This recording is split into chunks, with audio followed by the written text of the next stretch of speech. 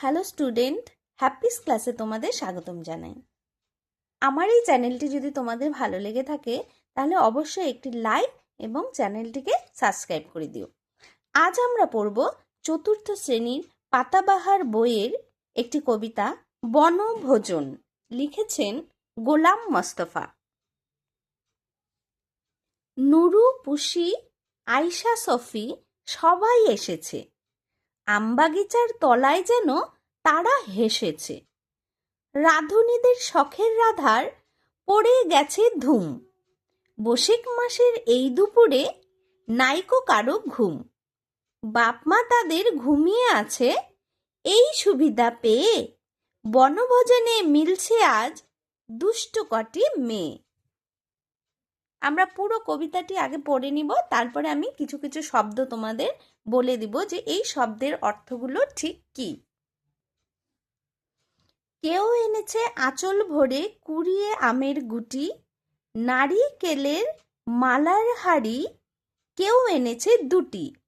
কেউ এনেছে চৈত্র পুজোতে কেনা রঙিন খুঁড়ি। কেউ এনেছে ছোট্ট বটি, কেউ এনেছে ছুরি। বসে গেছে সবাই আজি বিপুল আয়োজনে।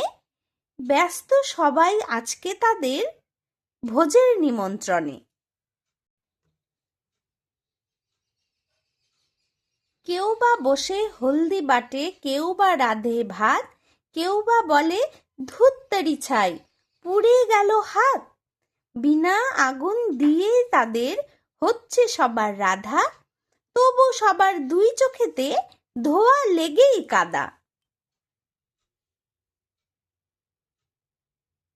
কোরমা পোলাও কেউ বা রাঁধে, কেউ বা চাখে নুন, অকারণে বারে বারে হেসেই বাকে খুন। রান্না তাদের শেষ হলো যেই গিন্নি হলো নুরু, এক লাইনে সবাই বসে করলো খাওয়া শুরু। ধুলো বালির কোরমা পোলাও আর সে কাদার পিঠে, মিছি মিছি খেয়ে সবাই বললে বেজায় মিঠে। এমন সময় হঠাৎ আমি পড়ছি যেই এসে পালিয়ে গেল দুষ্টুর আশা খিলখিলিয়ে হেসে। দেখো, কবিতার নাম হলো বনভোজন। বনভোজন মানে কি বলতো? মানে আমরা বলি না শীতকাল আসলেই আমরা পিকনিক যাই, তাই না?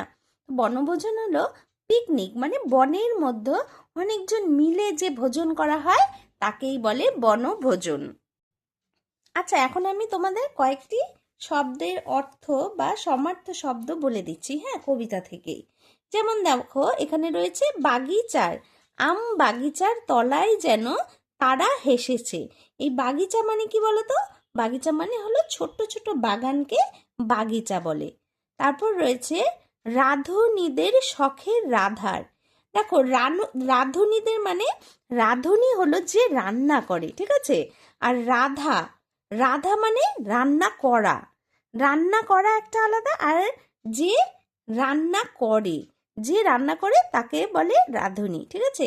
আর শখের, শখ মানে ইচ্ছে, ইচ্ছে প্রকাশ করা, শখ পূর্ণ করা বা ইচ্ছে প্রকাশ করা বলি না আমরা।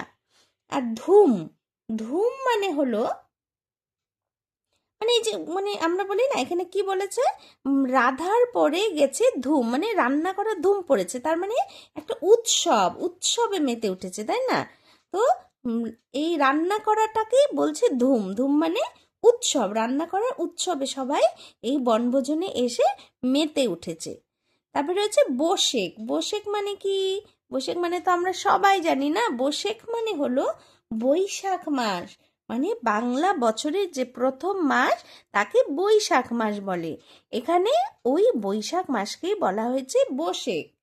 তারপর এই বৈশাখ মাসের এই দুপুরে নাইকো কারোর ঘুম, মানে এই বৈশাখ মাসে দুপুরে কারোর ঘুম নেই।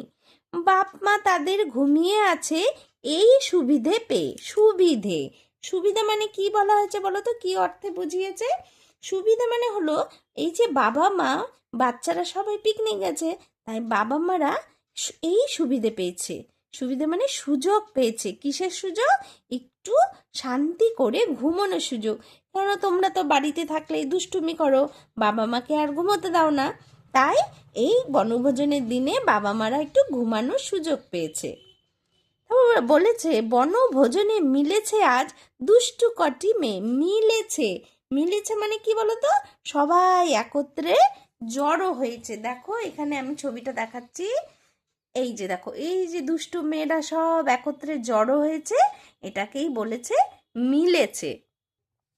তারপরে দেখো কি রয়েছে, কেউ এনেছে চৈত্র।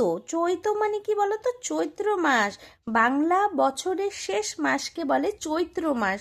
চৈত্র মাসে চৈত্র পূজা হয়। কেনা রঙিন খুঁড়ি। খুঁড়ি মানে মাটির ছোট ছোট পাত্রকে বলা হয় কিন্তু খুঁড়ি, ছোট আকারের পাত্র, সেটাকে কিন্তু খুঁড়ি বলা হয়। বসে গেছে সবাই সবাই আজই বিপুল আয়োজন। হ্যাঁ, তাহলে এখানে দেখো বিপুল আমি দাগ দিয়েছি। বিপুল মানে বিরাট, আয়োজন মানে, আয়োজন বলতে মনে করো ওই বিরাট একটা আয়োজন ওরা জোগাড় করেছে। এই যে সবাই মিলে, ছোট ছোট বাচ্চারা মিলে বিরাট বড় একটা মানে বিরাট বড় একটা আয়োজনে জোগাড় করেছে। তাহলে আয়োজন হবে জোগাড় করা। তারপরে দেখো কি বলেছে, কোরমা পোলাও কেউ বা রাঁধে, কেউ বা রাঁধে, কেউ বা চাখে নুন। আচ্ছা, কোরমা, কোরমাটা কি জিনিস আমি তোমাদের বলছি। কোরমা হলো মুসলিমদের হাতের তৈরি এক ধরনের রান্না, ঠিক আছে? সেটা মাছ ভাজা হতে পারে বা মাংসের কালিয়া হতে পারে, সেটাকে বলে কোরমা। আর হয়েছে চাখে নুন। চাখে মানে কি বলতো? আমরা যখন আমাদের বাড়িতে মায়েরা ভালো কিছু টেস্টি মিষ্টি কিছু রান্না করে, তখন আমরা বলি না, একটু দাও না, একটু চেখে দেখি। ওই চেখে দেখাকেই বলছে চাখে। তারপরে কি রয়েছে, অকারণে। অকারণে মানে কারণ ছাড়া। অনেক সময় তোমরা বলো না, অকারণেই বকাবকি করছো, তার মানে কারণ ছাড়াই বকাবকি করছো, অকারণ। তাও কোরমা তো বলেই দিলাম। তা বলছে মিছি মিছি খেয়েই সবাই বললে বেজায় মিঠে। তাহলে মিঠে মানে কি বলো তো? মিঠে মানে হলো মিষ্টি। মিষ্টি খাবারকে মিঠে বলে। তাহলে এতটুকু আমরা পড়লাম এই কবিতাটা।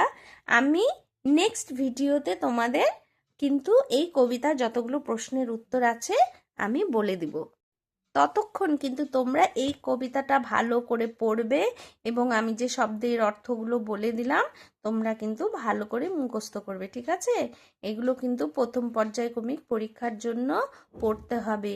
আস্তে আস্তে তৈরি হও। আর কিন্তু খুব বেশি সময় নেই, এক মাস পরই কিন্তু তোমাদের পরীক্ষা হবে, তাই না? সুতরাং এখন থেকে মন দিয়ে পড়াশোনা করো। ওকে, টাটা, পরের ভিডিওতে আবার কথা হবে।